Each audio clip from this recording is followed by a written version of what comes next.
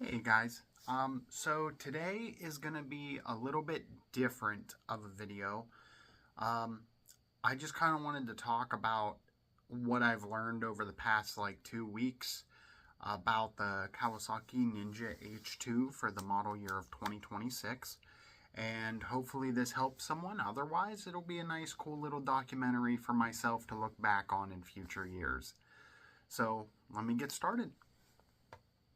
So, just for a little bit of background on this, I'm going to specifically be talking about my experience and what I've learned with the Ninja H2 ABS, not the Carbon, not the H2R, because in my opinion, the H2R is obviously worthless if I can't use it on the street, and the price tag on it is beyond ridiculous. Heck, the price on the H2 alone is ridiculous, but let's go back to the Carbon.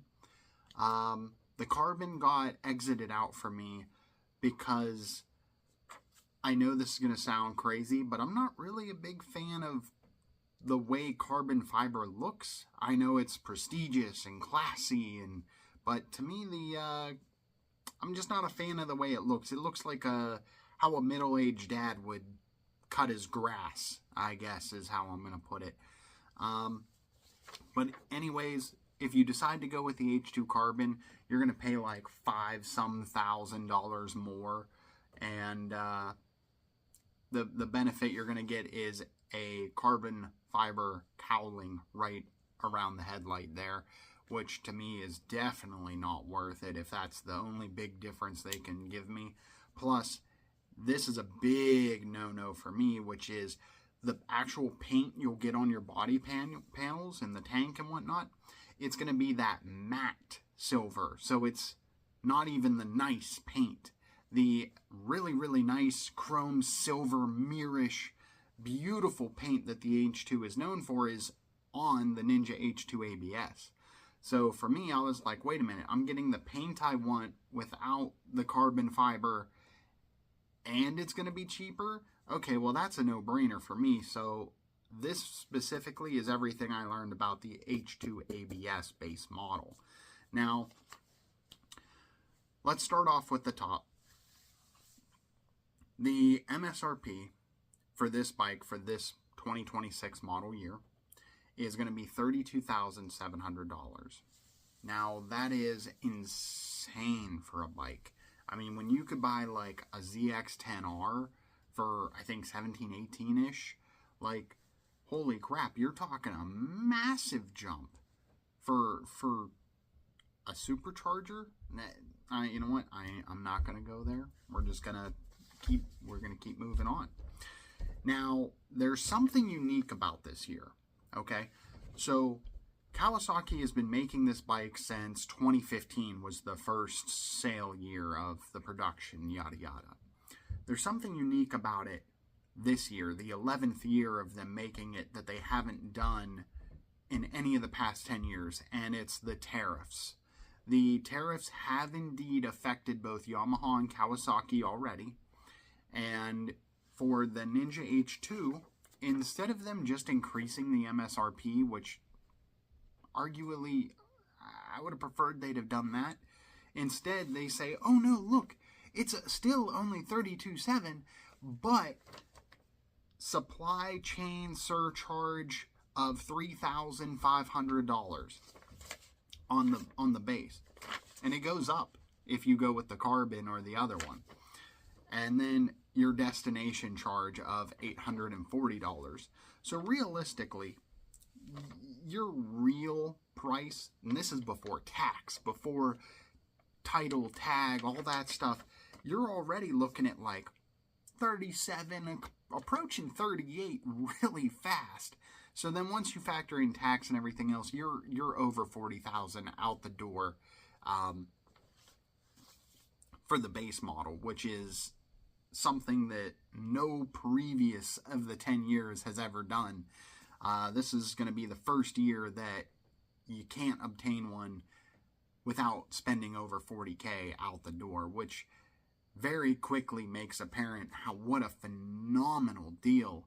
If you're trying to be in that level horsepower range and you don't mind, say, like Italian, that RSV4 all of a sudden starts looking really, really tasty. 220 horsepower, you get all the Italian flair. I personally don't like Italian bikes. I don't like the sound of the V4. That's just my opinion. I'd rather pay more for an inline 4, but that, again, that's a lot of opinionated stuff. So the H2 model also has something else unique about it. It's the only bike in Kawasaki's lineup that you cannot get a military discount on. I do believe that Kawasaki employees also cannot get an employee discount on that model. If you do not know, Kawasaki does offer employee discounts. It is 25% off MSRP, but it's only at participating stores and retailers. So in short, what that means is a lot of Kawasaki employees who want to take advantage of that deal often can't even do it because there is so few. From my understanding, even talking to a Kawasaki employee, they ended up having to go buy a Honda because they couldn't even find a dealership within 100 miles who would honor their own employee discount, including his own store, his own local store.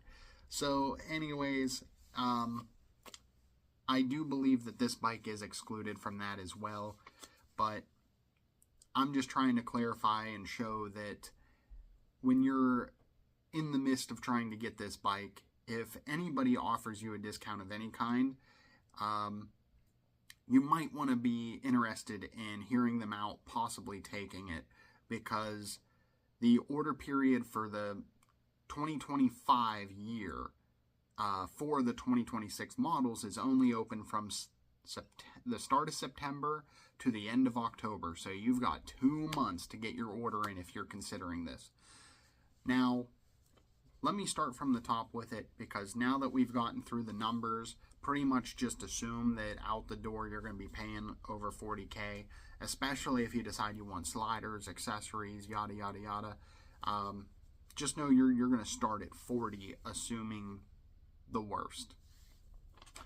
Now, the other thing that comes with the Ninja H2 is insurance. If you're actually planning on riding the bike and enjoying the bike, insurance is something you've got to worry about. I don't have any sources I can cite, but I have been informed multiple times that the average H2 buyer is doing it to strictly flex, social media, or essentially they don't really ride it, or it gets put in someone's office as a decorative piece, a tax write-off, stuff like that. So it's hard for me to really equate a proper quote for insurance, but I will admit that I currently have a ZX6R 2022, and my insurance is going up for the H2, but it is very minimal. It's going up more, like $17 more a month. I don't know if that's going to help you, hurt you. Definitely try your hardest to find a leftover 23, 24, 25 and see if you can just kind of snag a VIN number just to get a quote from your local insurance before you start pushing too far into this. But for me, I was quoted at $97 a month for the base H2. All right, so I'm going to move on to the next step here, because I want to talk about how the ordering process goes. How do you start all of this? And I'm going to review my notes real quick, make sure I don't tongue-tie anything, and I'll be right back. All right, so let's assume you've already done your research. You've already learned as much as you can about the bike.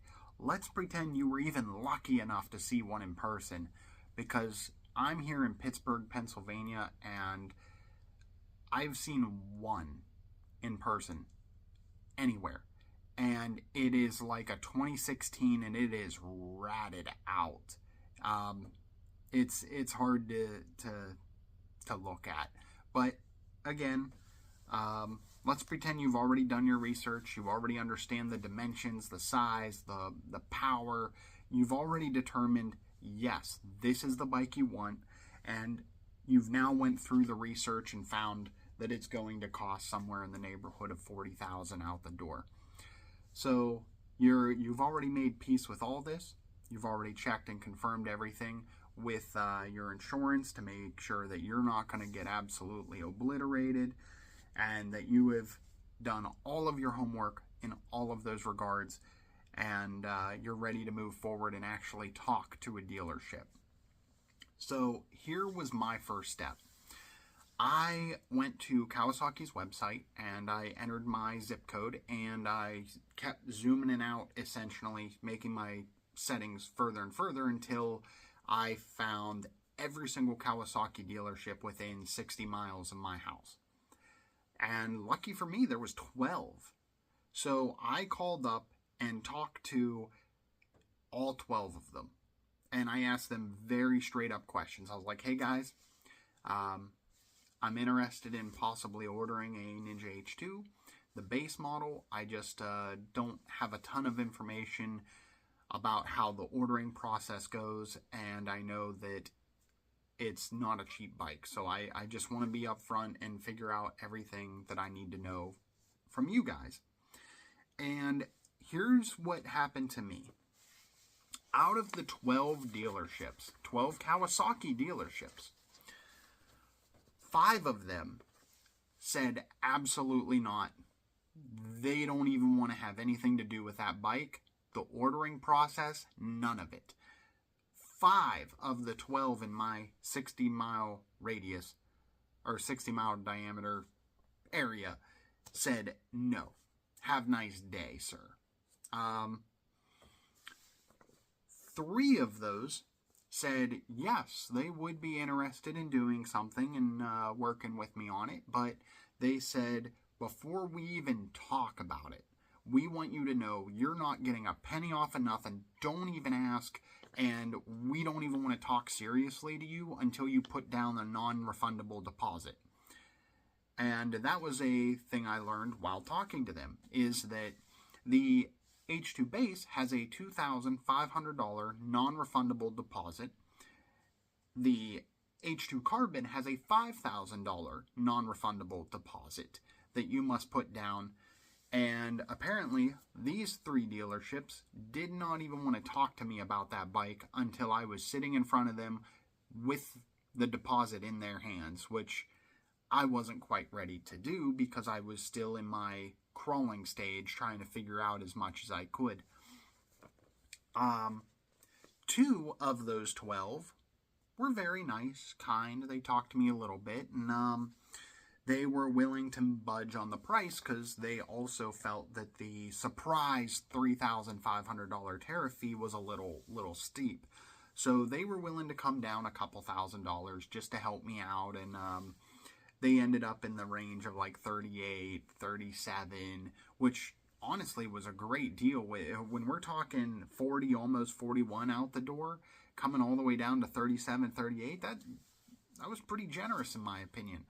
And then the final 2 places, they blew the other 2 out of the water. I couldn't believe it. They gave me out the door quotes in the low $36,000 range. And I was very satisfied with that. They pretty much ate the entire tariff surcharge fee and then some. And I could not wait to make an appointment with these people to kind of talk to them further and learn more about it. So if you're lucky enough to have had 12 in your area and you contacted all of them, and just be upfront with them. Be like, hey, look, I'm going to call a ton of different places. I'll let you know what my best offer is and if they beat yours. But in the meantime, do you want to give me a number? And, a lot of them are going to do the typical dealership stuff, which is, I'm not going to believe you unless you give me something in writing that's from them, which is very normal. But at the same time, you're going to learn that almost none of the dealerships want to give you anything in writing because none of these dealerships want to be in a race to the bottom to get as little as possible when you go to buy a bike. So everyone's willing to give you an over-the-phone conversation. Hey, I will do this number. No, I'm not going to put it in writing. No, I'm not going to text it to you, because then you're just going to take it to somebody else and try to get something better, which is true. That's exactly what you're doing. And there's no point in hiding it. So, it is what it is. Thankfully, these two were willing to come up and play ball, which now we've got a locked-in price. We're sitting just a little above $36 out the door, and you've made the decision, yes, you're going to do it. Let us move on to the next step and see what happens next. So you've got your non-refundable deposit ready, and you've made a decision on what dealership you're going to work with. The next thing you're going to want to learn about is the warranty and service situations. So let's move on to that next. Okay, so let me start off with the warranty program, because that's guaranteed to be at every single dealership you're going to work with. So the Kawasaki Protection Plus warranty plan that they have is very straightforward. And I am usually in the camp of, I will not buy a warranty on a brand new item. It is designed to work correctly. So with them having made this exact bike and the exact body style for 11 years at this point, they've probably got this down to a science. And seeing as it is all hand-built by the cream of the crop of Kawasaki's engineering team, I was really not interested in hearing just about how much money the protection plan was. But I was like, you know what, let me do my due diligence. Let me research it. Let me see what it is. And I was informed that if you wanted the Kawasaki Protection Plan warranty for your Ninja H2 base, you can it comes with 1 year of warranty. So let me start out there. It comes with 12 months for sure. You can extend that out in sections of 12 all the way to a max, including your first year, of 5 years total of warranty protection on your H2.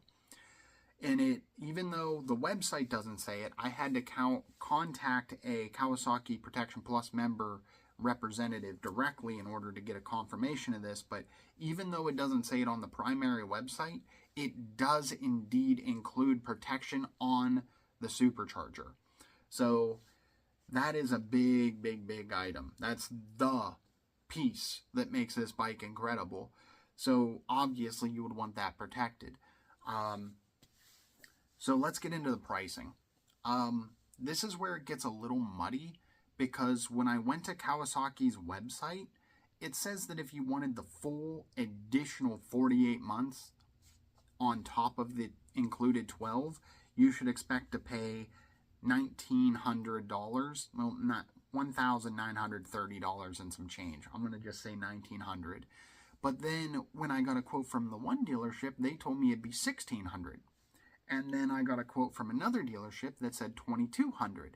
And so apparently there's somewhere in their difference, wiggle room, something's going on there. And I'm going to get into that in a minute.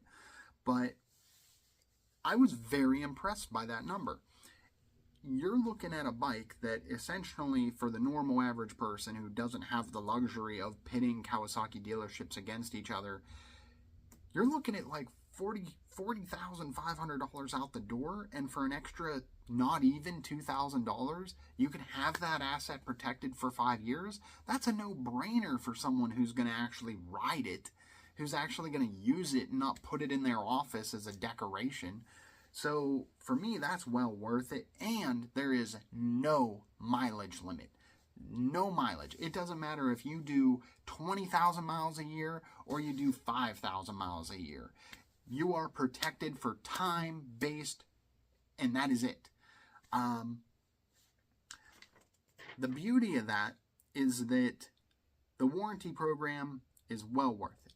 I can't stress enough how much I would recommend it, even though I understand this is going to be the most reliable Kawasaki you can possibly have, and they've been doing it for so long.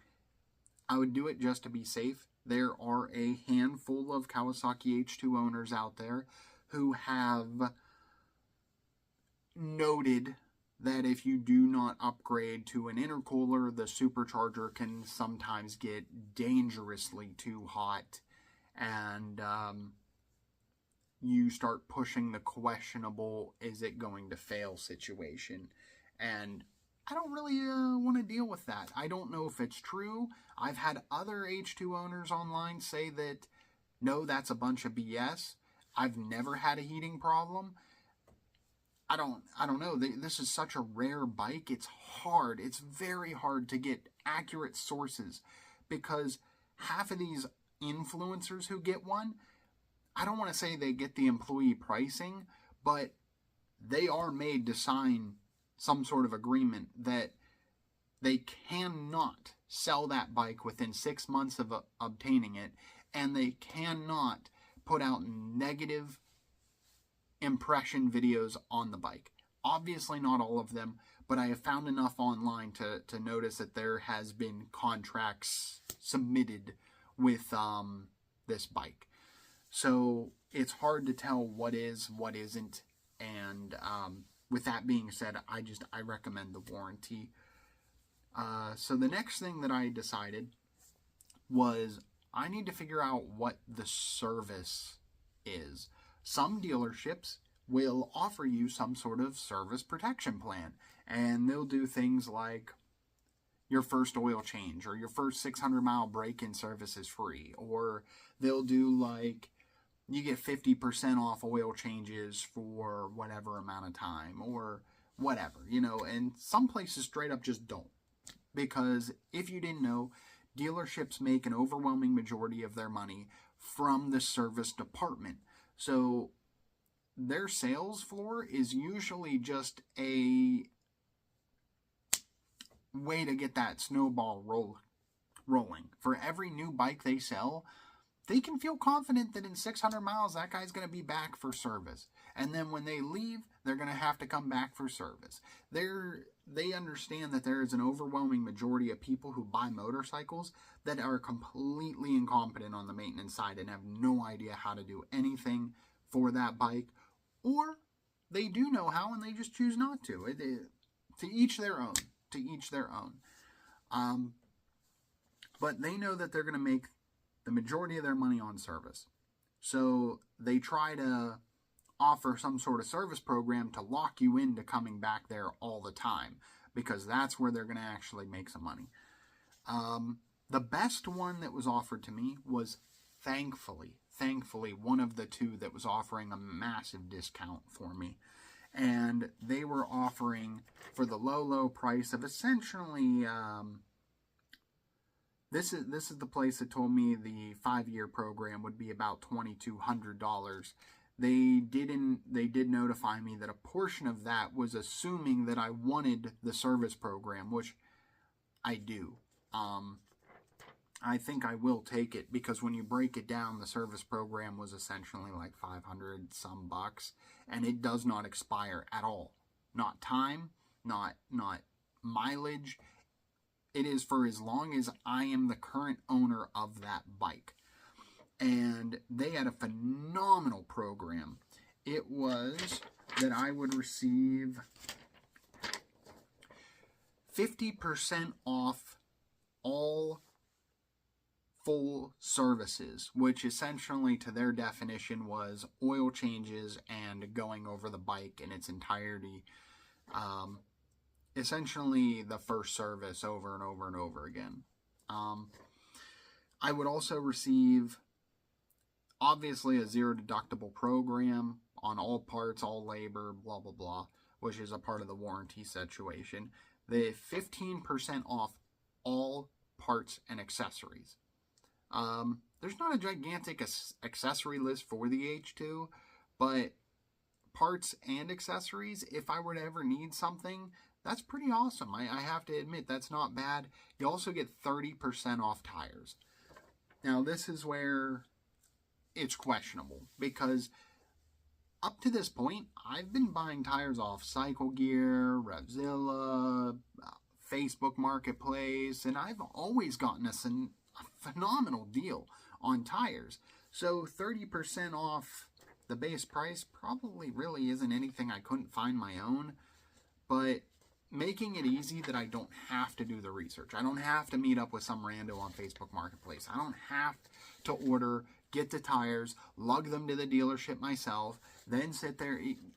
It honestly, it's going to be, it's just taking annoyances out of my life while still giving me probably right around the same price I'd have otherwise paid anyways.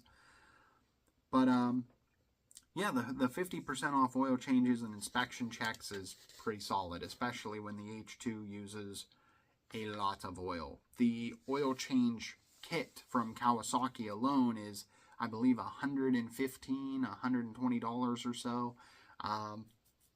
So the fact that you can get 50% off the service and whatnot is pretty solid. I'm not going to complain on that. So they won my bet between giving me the best price of the warranty they could and that service program being so cheap. Sure, don't get me wrong, I'm going to be on the hook myself for anything big. The service program specifically says it does not include like valve checks and stuff like that. I would still be on the hook for those. But for $500 more, it's going to pay for itself within the first like 2 years that I own the bike. And I have no intentions of getting rid of it in any way, shape, or form anytime soon. Even if I change my mind, I'm holding on to it till that warranty ends at the end of the 5 years, no doubt. So I'm going to get my money's worth out of that service program, unless I decide to start doing the oil changes myself, which I have always done. I don't know. I'll see how I feel. I'll see what happens with that. But for $500, I'm willing to take the risk. So now at this point, we have all our research done. We've talked to dealerships, figured out who we want. We've learned everything we can about the warranty program, and we've heard people out about potential service programs, benefits, neat little accessories, knickknacks that you can get from other dealerships. So what's your next step? The final sit-down meetup is next. But before I jump into that, because I'm going to pause it and refresh myself, I do want to show you something very interesting. So I actually have printed out the service intervals for the Kawasaki Ninja H2. This one is specifically from the 2025 model year book. And when I compare it to my 22 ZX6R, people were saying that this is going to be way more expensive because it drinks more gas, which, sure, it does. My ZX6R, I get 35 miles the gallon. They're telling me I should expect 25 to 30 with this bike. Okay, so I get like 7 miles of the gallon less. That's not going to break my bank. And then it eats tires faster, especially when you're at high speeds. Okay, I have a really bad problem with overbuying tires as it is, so that's actually not going to be an issue for me. I can definitely tolerate that, but I am curious that once I get my hands on this bike, seeing exactly how much faster it really does eat it. On the Michelin Power 6s that I had on the ZX6R, doing almost exclusively highway, I got 4,500 miles out of those tires before they were done.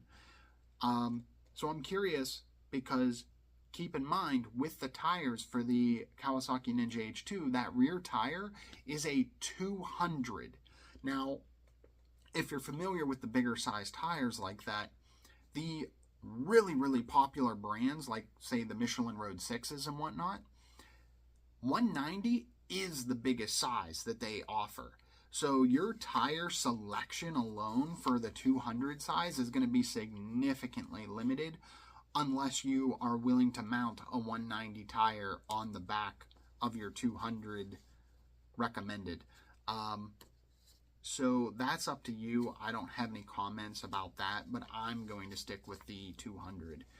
And that means that I'm going to be limited to things like the Power 6, the Dunlop Q5 series, a couple other tires that I've just not a big fan of. Like there's some Metzlers out there that fit, but there are a lot of like cruising tires. There are some sport tires, but I've never liked sport tires to begin with. I always enjoyed sport touring or 2 compound, which unfortunately, after my research was completed, it looks like the Dunlop Q5A is going to be my go-to tire after the OEM Battle Axes wear out. But we'll see how that goes. I might try a Power 6 for my 3rd set, just to compare them apples to apples from the ZX6R to that. I'm not sure how I'm going to go about it yet. But the actual service intervals, compared to my 22 ZX6R, this is way better. They're saying that the maintenance is way worse. On the ZX6R, it tells me to change the spark plugs every 7,000 miles. This thing, the spark plugs, it doesn't even tell me to change them for the first time till I'm over 30K. I mean, it has the traditional 600-mile break-in, and then it follows the same exact intervals of essentially every 7,000 miles after that, you're supposed to change your oil. Okay, well, inspect, check, check. Yeah, there's nothing here telling me to actually do a serious change until the 2-year anniversary or 15,000 miles, which is like the clutch fluid, which is actually just brake fluid, and the front and rear brake fluid, which you're supposed to do that every 2 years no matter what bike you own. It doesn't matter if you have a Harley to a Aprilia to a Indian to a Kawasaki. It doesn't matter. Every 2 years you're supposed to do your brake fluid. Oh, on the 3rd year anniversary you're supposed to do your coolant. You're supposed to do your coolant every 3 years anyways. It doesn't matter what bike you own. Change your air filter every 15,000 miles. Okay, you're supposed to change your air filter every time you need to anyways. That's not a surprise here. There is so much information out there saying that this service maintenance interval stuff is insane on an H2. I see nothing. I see nothing in here that makes me flinch. In fact, I'm relieved because it's less intrusive than a ZX6R. And then on top of that, my favorite is, but the supercharger. Okay, well, let's see what it has to say about the supercharger maintenance. Supercharger impeller axial play. Check. Not replace. Not do any of that. Check. Every 30,000 miles. How many miles are you going to put on this bike? You going to hold on to it for 10 years and get it to 60K? Good. You've checked it twice. You've checked it twice. It's lube the chassis, lube the steering stem bearing. Like this is all normal stuff. There's nothing here that's like crazy. Nothing that's like overbearing. The valves, yeah, check the valves every 15,000 miles. Okay. I hate to say it, but the overwhelming majority of shops, and I'm talking Kawasaki ones, because this is what's happened to me. I go in saying, hey, my manual says I should get the valves checked. And they just straight up look at me and say, are you having any bad sounds? Is it running rough? You having problems with acceleration? Blah, blah, blah, blah, blah. And I'll be like, no, it's running just as good as the day I picked it up. They're like, okay, well, it's done. You don't need it. So then I watch videos online of what it sounds like and what happens when someone is experiencing a valve problem. Oh yeah, it's noticeable. If you're having an issue with your valves, you're going to find out.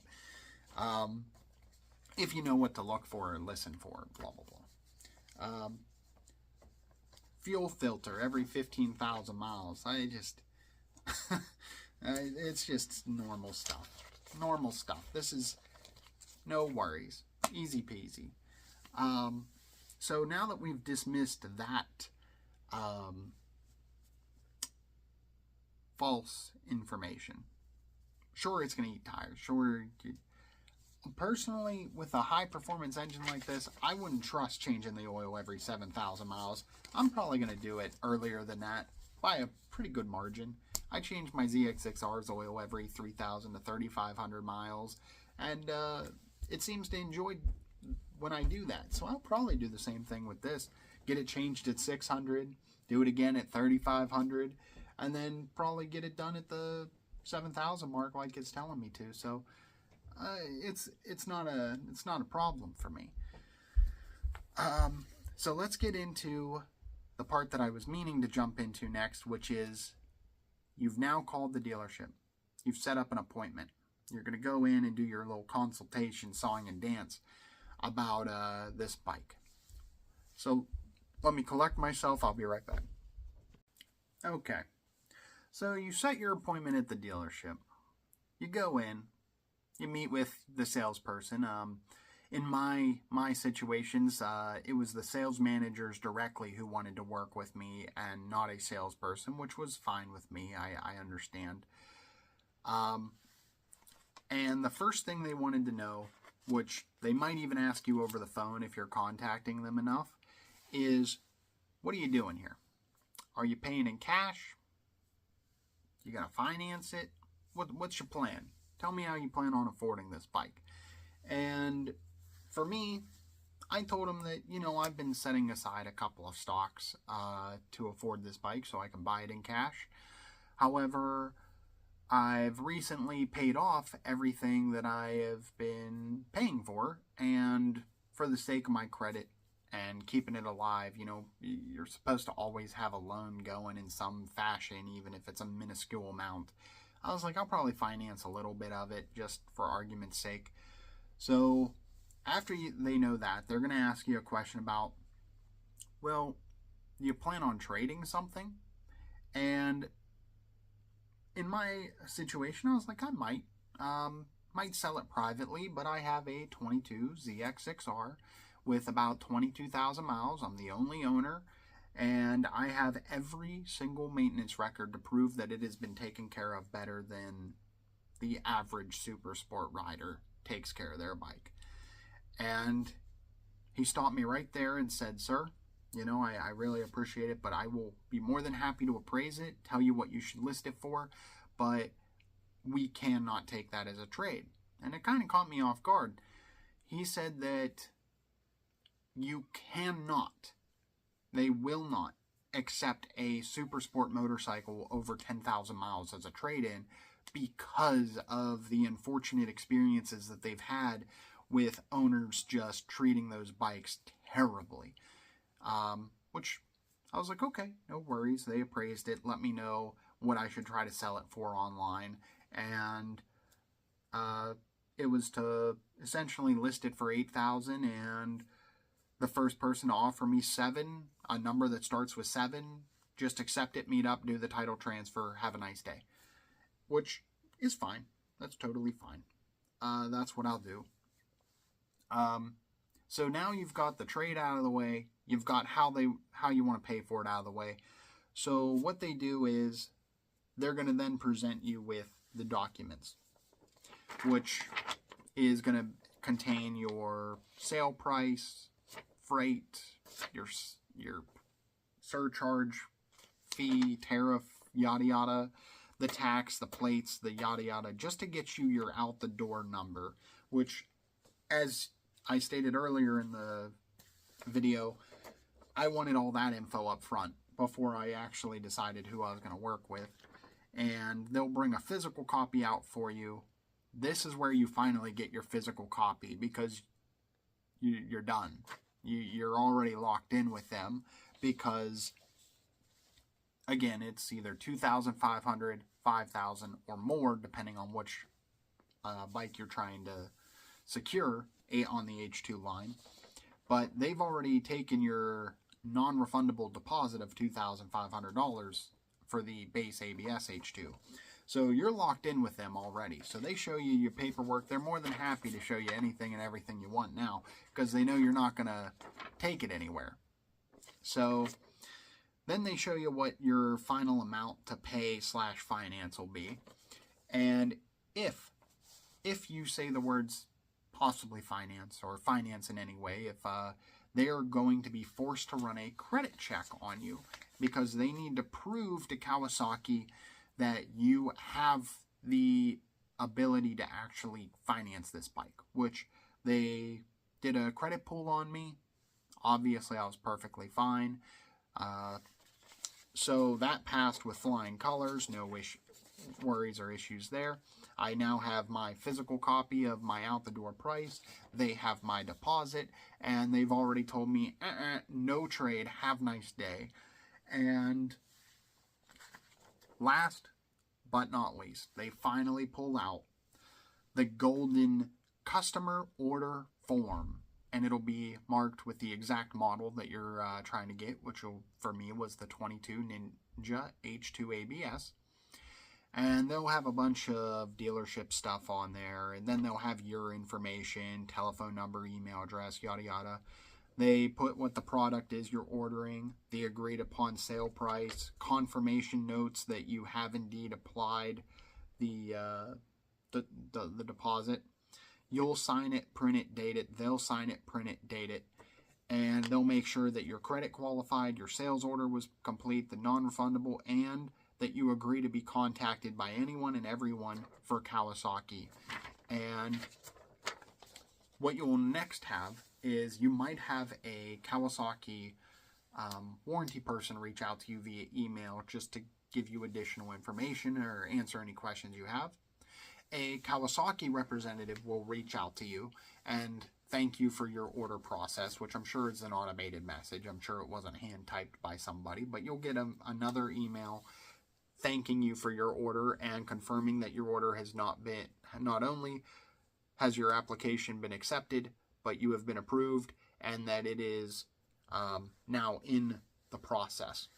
Now, there is indeed a video, it's a 30-minute long video out there online of the step-by-step process documentary of the H2 process, which goes like this. Every single H2 they build takes approximately 2 weeks each. They do not make leftovers. They do not make overstock.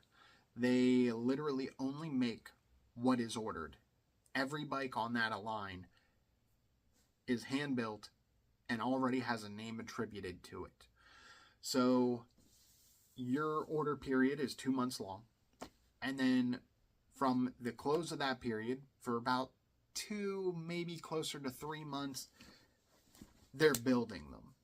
And then for the final month to 2 months, maybe even, month to 2 months, is when the shipping begins. They start sending them to dealerships and you actually start seeing them hit the ground. So if you get your order in earlier, the earlier your bike will arrive. And it's first come, first serve. They have a quota as well. And once they hit a certain number, that's it. Boom. If they got to close it early, they will close it early.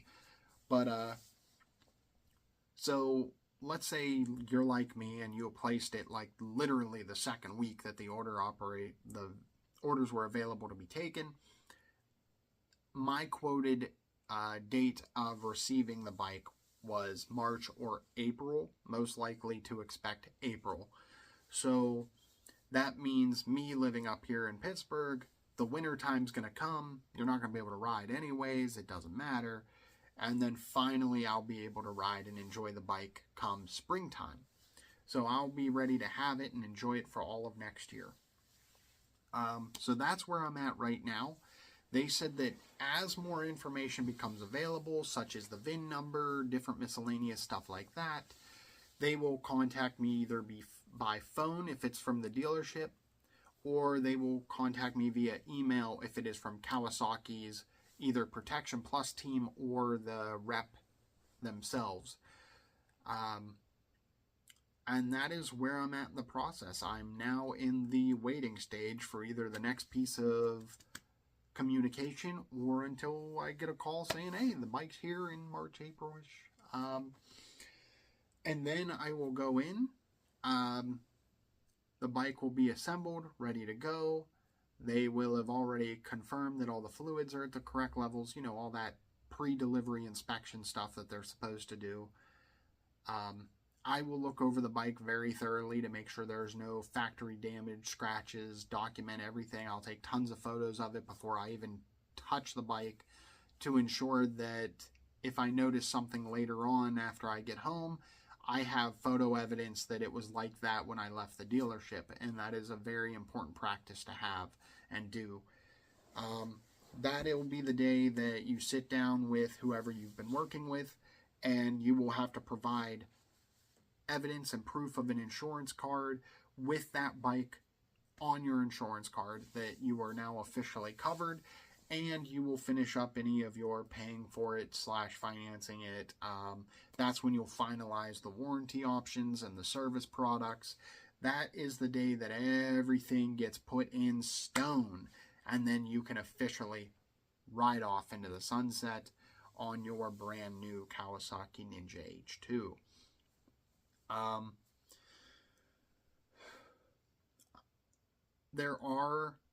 This is pretty much the end of the video.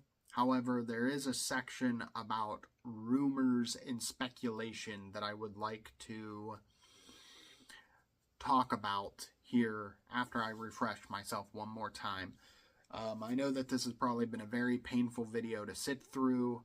Probably much better to just hit play on it and then listen to it while you're doing something else. Because, let's be honest, I don't have infographics, and this isn't some high production thing. This is just me documenting what I have been through and what I have done so far in my adventure with this bike, because unfortunately I can't find anything. It's a famous bike, and the same videos and shorts that were popular about it 8 years ago are still what comes up at the top of the list. I can't find any decent, relevant, new information on this. So I'm hoping this helps somebody, because if I post this today, there's still a month and a half for you to go and get your order in before October 31st of 2025. So if you're even remotely curious or interested in doing this, go for it. But this has been the process so far, and everything I have learned. I will take a pause. I'm going to go refresh, drink some water. I'll be back to hit you with the rumors and warnings that I have learned about so far with this model. All right, talk to you soon.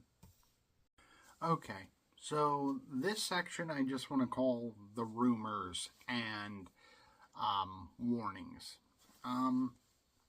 So I have a friend relations with someone that works with Kawasaki, and I had every intention of getting a 2025 H2, but I was told to hold off. I was told to hold off because, hey, wink wink nudge nudge, they've been making this bike for 10 years and it looks the exact same. Project H2 is planning on making a gigantic announcement before the release of the 2026 models. So he was kind of telling me I should hold off. So I did. I did not order a 25 model year, thinking that they were going to do a massive redesign or change the body or do something. I don't know. I don't know what I expected, but I was told that they're going to make a huge announcement about the bike. Well, what I was told was half true. H2, Project H2 did make a huge announcement this year, not too long before the release of the order period for the H2 bike. They announced the H2 side-by-side. I don't care. I don't care about a side-by-side. So I ended up waiting an entire year to get my dream bike, because I was warned that a gigantic H2 related announcement was going to be made this year, and that they've been making the same bike with the same body and everything, no redesign, wink wink nudge nudge, for 10 years, year number 11, and so I waited, and I regret having waited entirely. I allowed that thought to stir in my head that every model of every bike ever, although the H2 cannot be included in this right now, every time there's ever been a redesign, remodel, etc. of any bike, heck, you could even look at cars. Every time they've redone it, the body styles and the old gen, the previous years, take a massive hit in their value and depreciate really, really fast, because now no one wants the older body style. Everybody wants the new one. And the people who have had a previous gen for 5, 6, 7, I don't know how many ever years, they're more than happy to trade in theirs, which used to be extremely exclusive, to try to get their hands on the new and improved and new looking one. So dealerships end up getting flooded with last gen's year, so now there's more supply for people who can't buy the newest one but really want one, can now buy the old gen, well, what is now officially the old gen, so that they can still have it. And I know that's just how it works. It gets like trickled down, I get it. But I was like, dang, you know what? The H2 is a really expensive bike to be buying, to know that you're about to make a massive loss on it. And obviously it's a depreciating asset. You should never buy a bike thinking that it's going to go up in value, or a car either. But I was afraid that that meant that half the value of that bike might just go poof, just gone.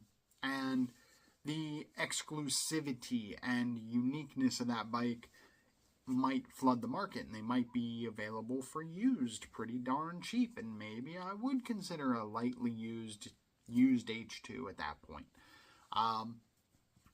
However, it turns out that was not the case. And don't you know it, I have been told the same rumor again for the 2026 into 2027. Now, this is what bothers me with it, is that when I was warned about this last year, it ended up being true, but it was about a side-by-side. This time I'm being told the same thing. So if it's true, does that mean the 2027 model year really will be the full redesign, complete remodel? It's going to be completely different and put back together in a completely unique way from the ground up? I don't know. And at this point, I'm not willing to risk it or wait any longer, because with redesigns come a lot of uncertainty that you don't know what it's going to look like, how it's going to be done. Look at all the tech and stuff they've been doing with their hydrogen-powered bike, and all the advancements they've been making with their hybrid technology for motorcycles. How do we know the 2027 model year H2 gets rid of the supercharger, puts the 1000cc engine in it, and makes it a hybrid, and uses that electric power to make massive amount of power and torque, and it's still a engineering marvel, but it loses the supercharger? How? Like, you just don't know. It's a ton of uncertainty, and Kawasaki has their fingers in so many different pies. Who knows what direction they're going to go with the H2 when they finally do decide to completely remodel it. And what I know about the H2 is that I love what it looks like right now, what it does right now, what it sounds like right now. So I'm going to go with what it is right now. And so be it. If the 27 model year really is the year that they completely rebuild it from the ground up, I guess it is what it is. I've held off a whole year and got nothing to show for it.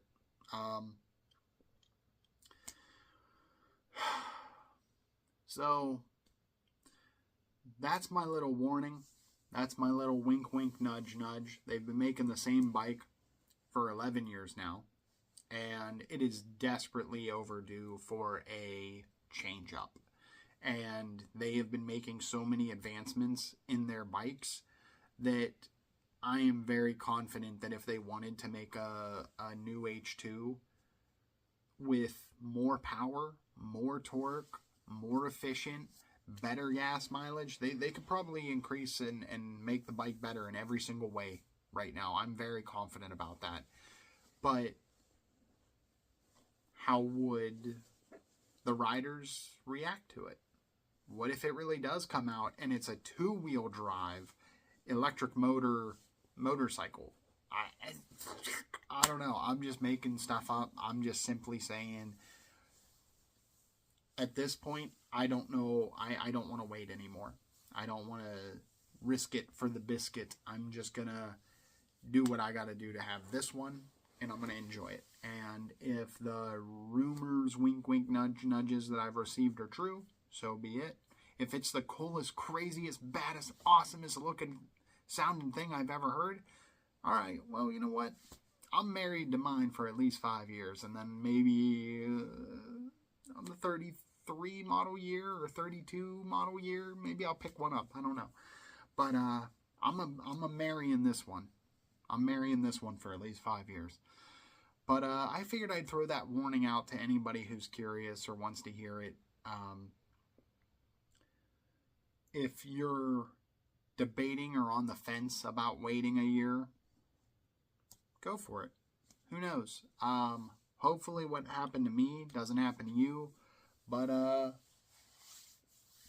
we'll see. We'll see what happens. But that's it. That's the video. That's the whole process thus far of the Ninja H2, how to get one, the limited availability of it,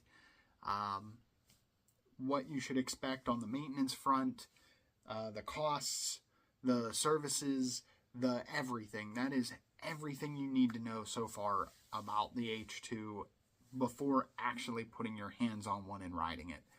I wish you guys nothing but the best. I hope this video helps you in any way, shape, or form.